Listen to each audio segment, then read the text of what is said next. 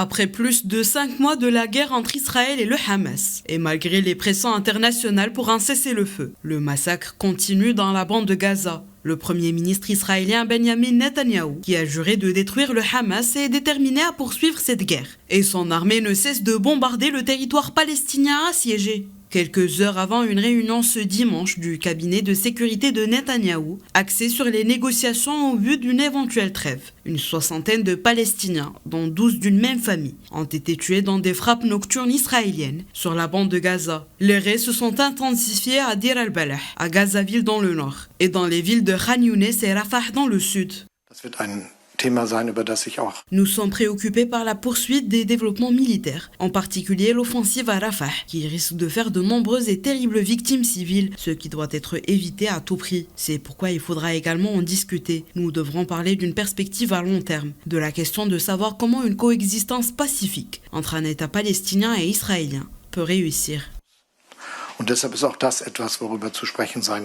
Face à la guerre dévastatrice, les médiateurs internationaux tentent toujours d'arracher un nouvel accord de trêve humanitaire après celle de fin novembre. En vain jusqu'à présent. Dans cette ville collée à la frontière fermée de l'Égypte et quotidiennement bombardée par l'armée israélienne, s'agglomèrent plus d'1,5 million de Palestiniens vivant dans des conditions très dures. Selon le bureau de Benjamin Netanyahou, le Premier ministre a approuvé les plans d'action en vue d'une offensive terrestre à Rafah, impliquant une évacuation de la population.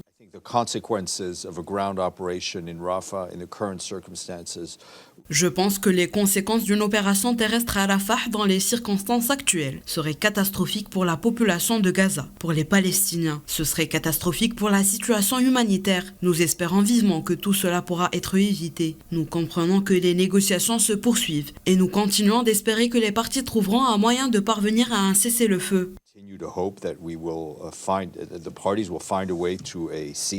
Cette guerre qui dure depuis le 7 octobre continue d'escalader et d'empirer la catastrophe humanitaire dans le territoire assiégé. Israël contrôle l'entrée des aides terrestres dans la bande de Gaza, qui reste très insuffisante aux besoins des 2,4 millions d'habitants, dont la grande majorité est menacée de famine, selon l'ONU. Malgré le parachutage de la nourriture sur Gaza parvenu de plusieurs pays en guise de soutien au peuple palestinien, l'ONU estime que l'aide par voie terrestre reste vitale.